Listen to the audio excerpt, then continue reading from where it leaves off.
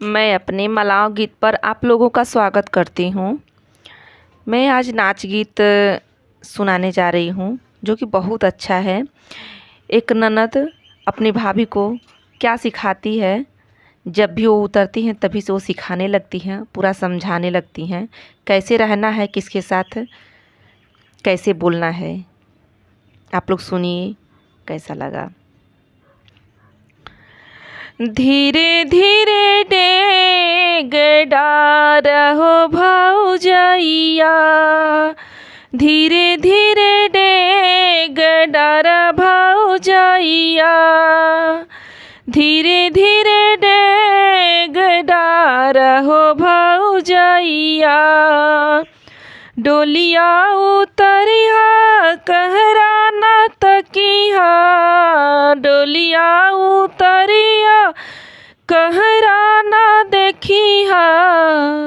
लंबा लंबा घुंघटा बढ़ैया भौजैया, लंबा लंबा घुंघटा बढ़ावा भौजैया। धीरे धीरे डेग डार भौजैया, धीरे धीरे डेग डार भौजैया। ससुरे में बाटू ससुर से नहीं बोलिहा, ससुरे में बाटू ससुर से नहीं बोलिहा। धीरे धीरे पैया पड़ू भौजैया, धीरे धीरे पैया पड़ू भौजैया। ससुरे में बाटू ससुर से नहीं बोलिहा, धीरे धीरे पैया पड़ा भौजैया। धीरे धीरे डेग डार भौजैया, धीरे धीरे डेग डार भौजैया। ससुरे में बाटू जेठ से ना बोलिहा, ससुरे में बाटू जेठो से ना बोलिहा। धीरे धीरे रहिया बचैया भौजैया, धीरे धीरे रहिया बचैया भौजैया। धीरे धीरे डेग डारू भौजैया, धीरे धीरे डेग डारू भौजैया। ससुरे में बाटू देवर से बोली बोलिहा, ससुरे में बाटू देवर से बोली बोलिहा।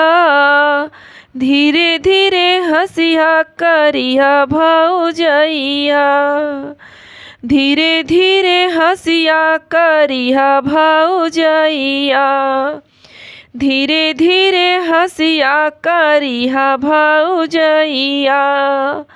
धीरे धीरे डेग डार भौजैया, धीरे धीरे डेग डार भौजैया। ससुरे में बाटू नंदोई ना भूलैया, ससुरे में बाटू ननदोई ना भूलैया। धीरे धीरे खनवा पूछिया भौजैया, धीरे धीरे खनवा पूछिया भौजैया। धीरे धीरे डेग डार भौजैया। ससुरे में बाटू सजन से नहीं रूठिया, ससुरे में बाटू सजन से नहीं रूठिया। धीरे धीरे से जिया बोलैया भौजैया, धीरे धीरे से जिया बोलैया भौजैया। धीरे धीरे डेग डार भौजैया, धीरे धीरे डेग डार भौजैया।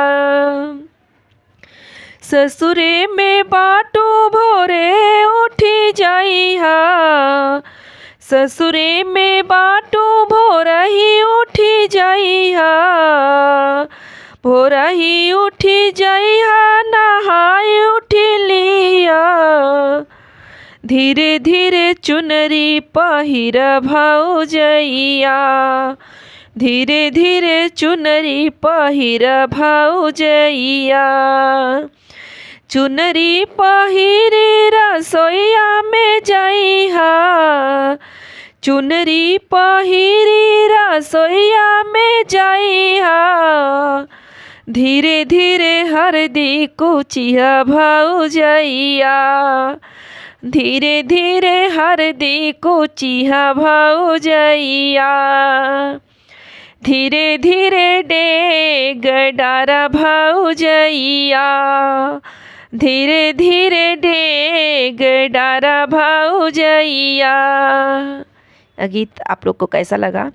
अच्छा लगा तो आप लोग ज़्यादा से ज़्यादा शेयर करें, सब्सक्राइब करें और कमेंट में बताएं। डोली से जब भाभी उतरती है तो ननद कितना सिखाती हैं समझदारी से।